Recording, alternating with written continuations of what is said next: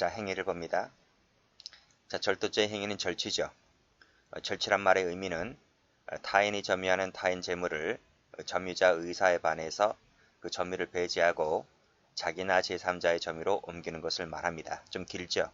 그래서 이 긴 것을 줄이니까 이렇게 나옵니다. 타인 점유 배제 플러스 새로운 점유 취득이다. 이때 타인 점유를 배제할 때 실행의 착수가 있습니다. 절도죄는 여기서부터 시작됩니다. 그리고 새로운 점유 취득이 있을 때 기수가 되는 것이죠. 언제 착수가 있고 언제 기수가 있는지를 분명하게 정리를 해두세요. 자, 그러면 점유 배제부터 봅니다. 자, 읽어보시고, 자, 수단에는 제한이 없습니다. 비밀리에 행하든 공공연히 행하든 불문합니다. 여기서 날치기 밑줄 그시고, 이 날치기가 본질적으로는 절도라는 걸 알아두셔야 됩니다. 때로는 강도가 될 수가 있는데 그 자세한 것은 강도죄에서 배우도록 합니다. 자, 기망 밑줄 그시고, 기망이 절도의 수단일 수도 있어요. 이것을 우리가 책략절도를 하는데 이 책략절도는 본질적으로 절도입니다. 그 예를 볼게요. 옷을 한번 입어보겠다 하여 옷을 건네받은 다음 화장실에 갔다 온다고 속이고 옷을 입고 도망갔을 때 이것이 바로 기망의 수단이 되었기 때문에 책략절도가 되어서 절도가 되는 겁니다. 자, 다음 페이지 봅니다. 자, 다음 페이지를 보면 자, 빨간색으로 책 동그라미, 그 밑에 목걸이 동그라미. 그래서 책을 보겠다 하며 동인이 있는 자리에서 보는 척 하다가 가져갔다면 절도를 받습니다. 그 밑에 구입할 것처럼 가장하여 목걸이를 건네받은 다음에 화장실에 갔다 오겠다는 핑계를 대고 도주했을 때 역시 절도를 받습니다. 자, 그런데요. 사안이 유사합니다. 사안이 유사한데 이것은 절도가 아니라 사기죄로 받습니다. 자전거 세 붙여 볼게요. 자전거를 살 의사도 없이 시운전을 빙자하여 교부받은 자전거를 타고 도주했을 때 절도가 아닌 사기죄로 받습니다. 그래서 이 앞에 있는 사례와 비교하시고요. 이 옛날에 이 자전거 말고 오토바이라고 해서 한번 출제가 된 적도 있거든요. 그래서 오토바이라고 필기하세요. 자, 자전거든 오토바이든 바퀴 달린 거 사기죄로 보았다. 그냥 암기하는 것이 좋을 겁니다. 자, 그렇게 정리를 해두세요. 다시 한번 정리할게요. 책, 순금 목걸이, 목걸이는 이것은 책략절도라서 절도죄로 보았다. 그렇지만 자전거라든지 오토바이는 사기죄로 보았다. 암기하는 게 좋을 겁니다. 다시 올라가서요.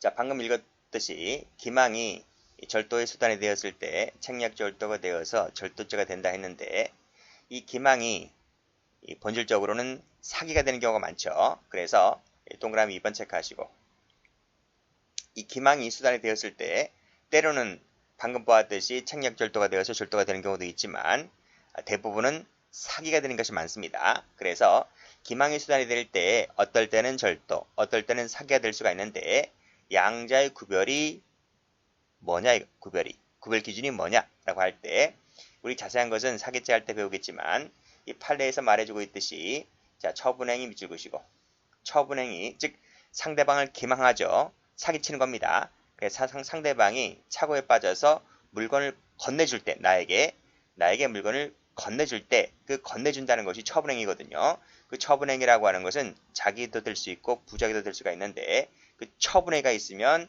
이것이 사기가 됩니다.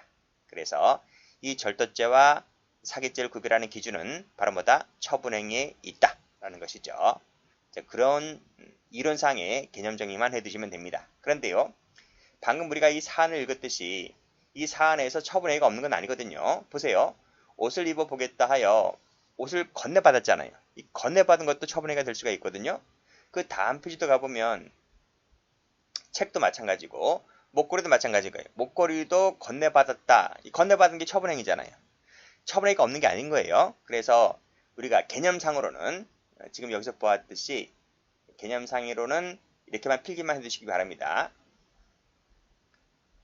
처분행위가 있으면 사기이고 처분행위가 없으면 절도가 된다고 했는데 어디까지나 이론상의 개념입니다.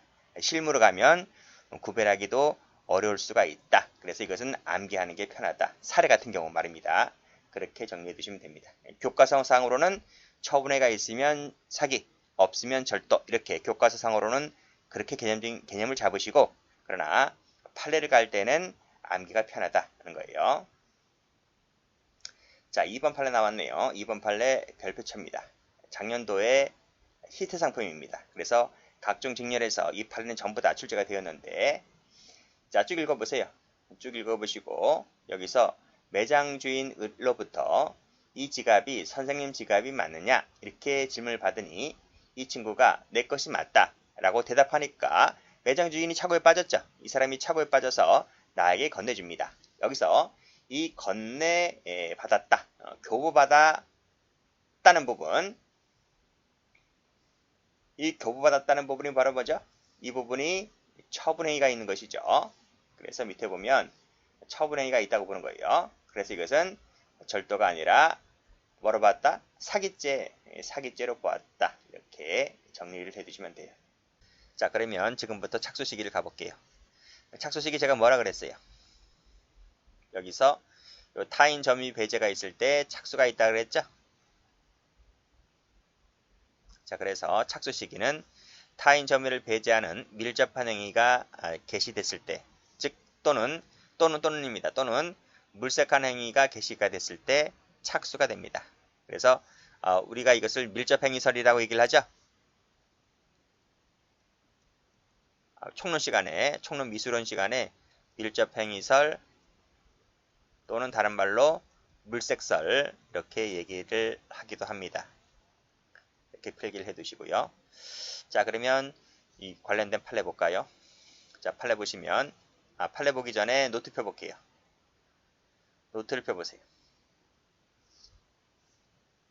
노트. 자, 이 그림 보이시죠? 착수시기 관련된 조문입니다. 자, 왜 노트를 보라고 했냐면 우리 형법에는 주간과 야간을 구별합니다. 그래서 이 329조가 절도죄고 330조가 야간 주거침 및 절도죄인데, 그러면 330조가 야간이기 때문에 지금 329조는 뭐가 될 것 같아요? 그쵸? 329조는 주간이 되는 거예요. 이건 주간이란 말이에요. 그쵸? 근데 지금 제가 기본 강의 때 기본서에서 봤던 물색시 그리고 밀접행위시는 주간일 때를 말합니다. 주간일 때. 그럼 야간일 때는 언제냐? 야간일 때는 주거침입입니다. 그래서 주간일 때는 물색시, 밀접행위시, 야간일 때는 주거침입시라고 하는 것을 알아두시고 기수는 똑같아요. 둘 다 취득할 때 기수가 되는 건 똑같다 이거예요. 자, 그러면 보겠습니다. 자, 이 사안 잘 보세요. 중요한 거 하는 거예요. 지금 엄청 중요한 거 하는 거예요. 자, A라는 사람이 있습니다. A가 자, 타인의 집에 주간입니다. 주간에 침입합니다. 자, 침입했습니다. 침입했고, 자, 여기서 발각됩니다. 침입했는데 침입하자마자 발각됩니다. 발각되면 나 잡아가시오 합니까? 아니잖아요. 튈 거 아닙니까? 도주를 했습니다. 그러면 이 집주인이 가만히 있습니까? 쫓아오잖아요. 쫓아오죠. 집주인이 쫓아오거나 제3자가 쫓아올 거예요. 그러면 이 A라는 사람이 도주하던 중에 체포 면탈을 할 목적으로 후려칩니다. 그쵸? 쫓아오는 자를 폭행 또는 협박합니다. 후려치면 상해를 입게 되죠. 그쵸? 자, 여기까지 다시 한번 보세요. 주간에 A가 타인의 집에 침입하였는데 이때 발각이 됩니다. 발각이 되어서 튑니다. 튀는데 쫓아오니까 체포 면탈 등의 목적으로 폭행 협박을 합니다. 자, 그리고 그 상태에서 상해를 입었다면 A의 죄책이 뭘까요? 하는 거예요. 뭘 것 같아요? 자, 제가 뭐라고 했어요? 주간일 때는 물색시, 밀접행위시에 착수가 있다라고 했죠? 그러면 이 사안에서 지금 주거 침입을 했잖아요. 주거 침입 단계에서는 지금 착수가 있어 없어? 절도죄 착수가 있어 없어? 절도죄 착수가 없어요. 착수가 없습니다. 그러니까 절도가 아직 안 만들어졌습니다. 절도죄 예비문은 없습니다. 지금 주거 침입밖에 안 되는 겁니다. 자, 그래서 아직은 절도가 만들어지지 않았습니다.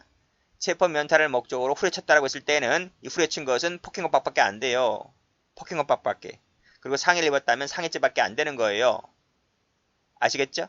그래서 폭행압박 하나, 상해 하나만 될 뿐이지 절도는 나올 수가 없단 말입니다. 예? 일단 그건 알아두세요. 자, 사안을 좀 바꿔볼게요. A가 주간에 침입했습니다. 침입했습니다. 아직까지 멀쩡해요. 아직까지 발각 안 됐어요. 자, 더 나아가서 물색 단계까지 나아갑니다. 물색 단계까지 나아갔습니다. 이때 발각됩니다. 물색 단계에서 발각됩니다. 또는 취득 단계에서 발각됩니다. 여기든 괜찮습니다. 물색 단계에서 발각되었다는 말은 여기 나와 있지. 물색할 때 착수가 있다고요. 즉 물색 단계에서 발각됐다는 것은 절도죄의 착수에 나간 거야. 취득한 것은 기수가 된 거야. 이 상태에서 발각이 돼서 튀잖아요. 튑니다. 자, 도주를 했습니다. 쫓아올 것 아니겠습니까? 그래서 체포 면탈을 목적으로 후려칩니다.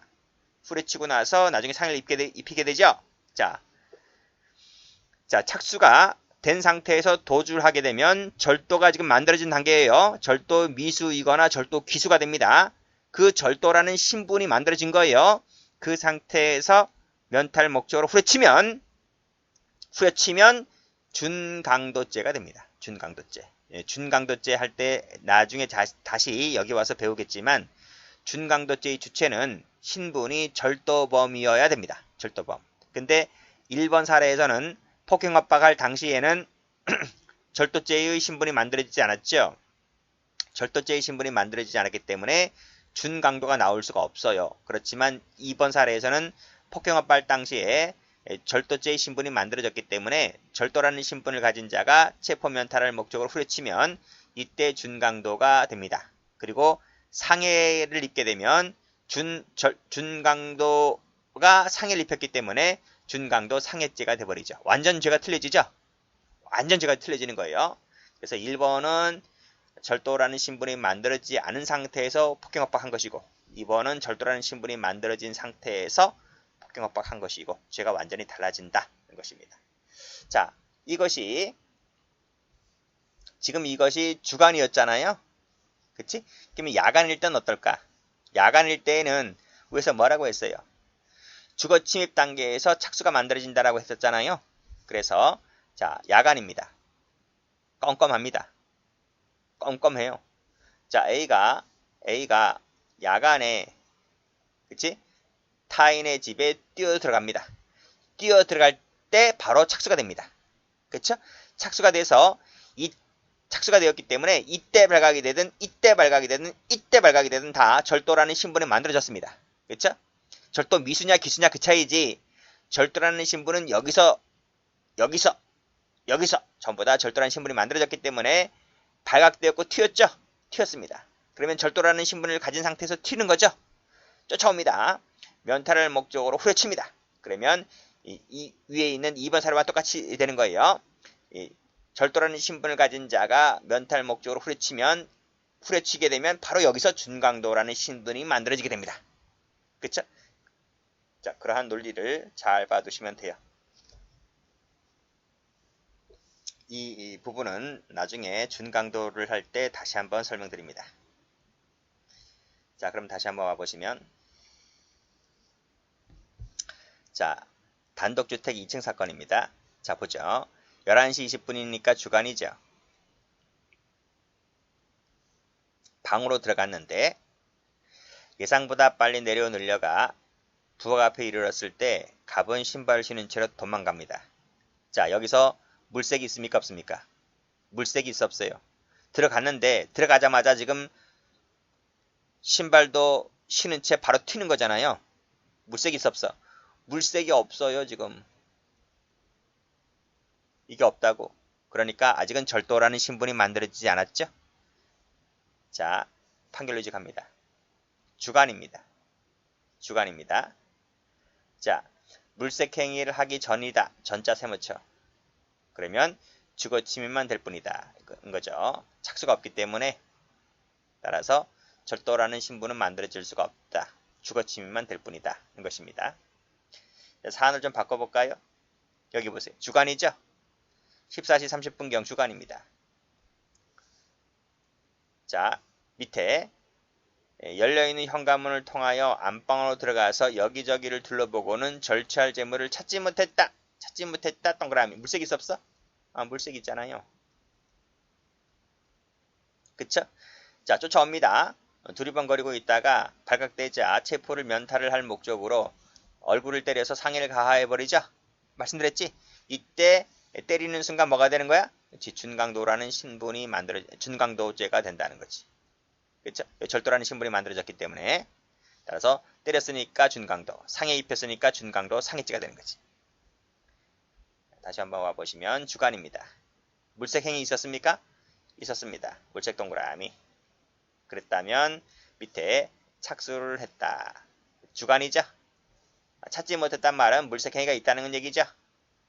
그쵸? 그래서 착수가 인정된다. 됐습니까? 각주 나와 있네, 각주. 쭉 내려가 볼게요. 각주를 보시면 여기입니다. 절도미수라는 신분을 가진 자가 면탈할 목적으로 후려치면 준강도라는 죄가 된다. 그렇죠? 여기서 준강도 미수가 되느냐 기수가 되느냐의 문제는 나중에 준강도 할 때 말씀드립니다. 그때 상해를 입히게 되면 준강도 상해죄가 됩니다. 이때 강도는 준강도 포함입니다. 아시겠죠?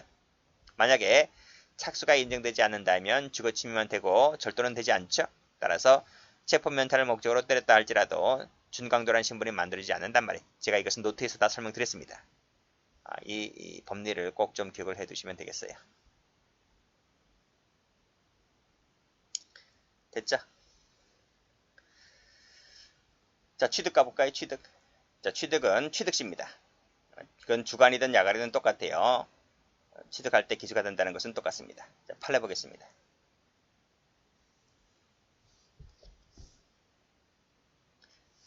자, 감년은 주관이네요. 주관. 자, 병 운영의 주식회사 마당에 소렌토 승용차를 세워두고 20m 떨어진 연구소 마당 뒤편에서 병 소유의 영산홍 한 그루를 심었다. 캐 같습니다. 캐 같다. 근데 워낙 크니까 크긴 클 뿐도 크기는 뭐 1m 50밖에 안 되는데 뭐 나무만 뽑아가는 건 아니잖아요. 같이 흙도 퍼야 되니까 흙도 떠야 되니까요. 그래서 나무 그 흙 무게가 뭐 장난 아니지. 그러니까 이 여성 혼자서 나무를 운반할 수가 없네. 그래서 남편에게 전화를 합니다. 남편에게 전화를 하죠. 부부 상종이나 뭐 부부끼리는 같이 한 세트로 움직이잖아요. 그렇지? 남편도 도둑놈이고 아내도 도둑년이고. 그렇죠? 궁합이 잘 맞네요. 남편에게 전화를 걸으니까 남편이 달려옵니다. 그래서 현장에 온 을은 감녀와 함께 영산홍을 자동차에 운반하고 가다가 발각됩니다. 자, 갑과 을의 대책은 뭘까요? 하는 겁니다. 이 판례가 2008년도에 나왔는데 이 판례는 상당히 중요한 판례죠. 이 판례가 나오기 전까지만 하더라도 학설과 판례가 견해 대립이 심했어요. 특히 학자들 사이에서도 견해 대립이 심했어요. 과연 이렇게 큰 나무 같은 경우 운반하기 어려운 나무라든지 물건들 같은 경우는 언제 기술까? 손에 잡자마자 기술까? 아니면 차에 싣고 멀리 떠났을 때가 기술까? 학자들마다 달랐습니다. 그런데 이 판례가 그거를 깔끔하게 정리를 해버렸지. 그렇죠? 이 나무가 크죠? 뭐 핸드폰이라든지 뭐 전화기 같은 핸드폰이나 뭐 무슨 뭐 청소기 같은 이런 작은 물건이 아닙니다. 큰 물건이란 말이에요. 이 큰 물건도 언제다? 운반 시. 그래서 집에 내 눈에서 사라질 때 그때 기수가 되는 것이 아니라 이때입니다. 캐내는 순간이 뭐야? 취득하는 순간이지. 작은 물건이든 큰 물건이든 이때 기수가 된다라고 깔끔하게 정리를 했다. 그래서 이 판례 나온 이후로 학자들이 함부로 떠들지 않습니다. 그래서 이 판례는 시험에 매번 단골로 나오기 시작했었죠. 지금도 나옵니다. 자, 그러면 꺽스 1번을 가보면 캐낸 때 동그라미. 요때 기수가 되고, 자, 그 외에 운반시가 아니다. 반출시가 아니다. 옛날에는 운반시다, 반출시다라는 학자들도 있었어. 근데 지금 그렇게 말하지 않습니다. 캐내였을 때 기수다. 그러면 남편에게 전화를 해가지고 남편이 와서 함께 날랐다고 했잖아요. 남편과 함께 날랐을 때는 기수가 된 이후에 날은 겁니다. 그쵸? 자, 그래서 여기 보시면 캐내였을 때 기수라 그랬잖아요. 그치? 그러면 그 후에 제3자인 남편이 가담해서 운반한 것은 기수 이후에 운반했기 때문에 기수 절도가 될 수가 없지. 절도가 되는 구조가 아니다는 거지. 절도가 되려면 기수가 되기 전에 가담했을 때 특수 절도가 될 수가 있는데 기수가 되고 절도범은 상태범이죠. 그쵸? 기수가 되고 종료가 된 이후에 가담해봤자 절도가 될 수 있는 구조가 아니란 말이에요. 그래서 남편은 작물운반죄입니다. 작물운반죄, 작물범이지 절도죄의 공범이 아니다. 또는 특수절도는 현장성이 있으니까요. 특수절도는 아니다. 합동범은 아니다. 이 얘기입니다. 그것을 판례에서 이후에서 설명해 놓고 있죠. 자, 캐내었을 때 기수가 되고 운반했다 하더라도 이것은 다른 죄, 이게 작물일죄입니다. 작물운반죄. 작물운반은 될지 몰라도 합동하여, 즉 합동범은 아니다. 즉 특수절도죄는 되지 않는다. 이렇게 봤던 판례입니다. 중요한 판례이기 때문에 꼭 좀 정리를 해두시고 여기다 색깔 칠하세요.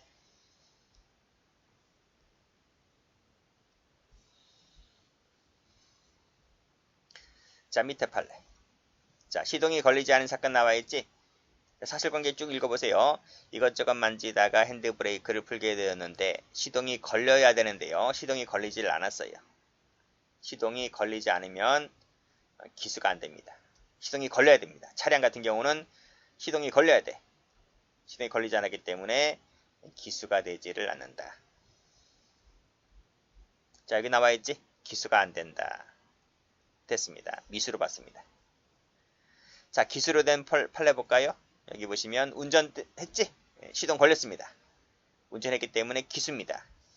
탁상식의 라디오는 가지고 나왔다. 가졌다는 말이 취득시지? 취득했기 때문에 이 즉시 기수가 됩니다. 여기서 던지고 달아났다 하더라도 형법에 빠꾸 후진이 없습니다. 미수가 되는 것이 아니라 기수입니다. 여기서도 들었지? 물건을 들었으니까 취득했다는 얘기죠. 이때 기수입니다.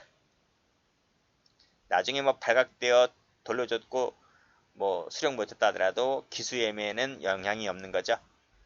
자, 또 밑에도 자기의 소지로 이동될 때, 즉 자기의 사실적 지배 밑에 둘 때 기수가 된다 할 것인바 함께 피해자 집에 침입하여 그 집 창고입니다. 창고를 옛날에는 광이라고 불렀어. 광. 그 집 창고에서 공동 피고인이 자루에 담아서 내주는 백미는 하얀 쌀을 말합니다. 여러분이 지금 밥해 먹을 때 마트에서 사오는 그 하얀 쌀이 있지? 그게 백미입니다. 백미를 받았다. 방앗간에서 방앗간을 다 찍고 창고에 넣어둔 물건을 지금 갖고 나오는 거예요. 받았다 동그라미. 이때 취득인 것이죠. 그래서 이때 기수가 됩니다. 발각되어 돌려줬다 하더라도 기수예매는 영향이 없죠. 자, 그런 내용이고 주관적 요건입니다. 절도죄는 영득죄죠. 그래서 영득 의사가 있어야 됩니다. 절도죄에 있어서 판례 봅니다. 타인의 성을 오인했다. 오인했다가 무슨 말이야? 착각했다는 거지. 착각했다는 말은 절도죄의 고의가 탈락됩니다. 그래서 범위가 조각되기 때문에 절도가 되지를 않습니다. 죄수관계. 이것도 다 총론 시간에 나오는 판례들이에요. 자, 피고인이 을경영의 음식점에 침입하였다. 을경영 동그라미 쳐보세요. 관리자 수가 1개죠. 여기 나와있네. 관리자 수가 1개입니다. 그 음식점에 병 소유의 전축, 음반이 있었고 정 소유의 옷주머니 등 그 옷주머니 안에는 시계 등이 있었단 말입니다. 이걸 다 가져갔어. 그러면 피해자가 지금 2명 나온 거야. 병, 정. 피해자 2명이 나왔기 때문에 절도죄가 2개가 됩니까? 절도죄가 2개입니까? 그게 아니라 관리수라고 했죠. 관리수. 관리수이기 때문에 소유자가 달라도 관리수가 하나이기 때문에 절도죄는 1개다. 이렇게 보시면 되겠습니다. 그래서 재산죄 같은 경우에는 관리의 수를 갖고 죄수 관계를 논하죠. 여기도 마찬가지입니다. 절도범이 갑의 집에 뛰어들었다. 그리고 그 무렵 그 집에 새들어 사는 의뢰방에 침입하였다. 관리수가 각각 있죠. 집주인의 관리, 새들어 사는 임차인의 관리. 관리수가 각각 있기 때문에 관리자가 다릅니다. 달라서 절도죄는 각각 됩니다. 각각. 그래서 절도죄의 이 죄수는 거듭 말씀드리지만 관리수를 갖고 죄의 개수를 논한다. 이렇게 보시면 되겠습니다.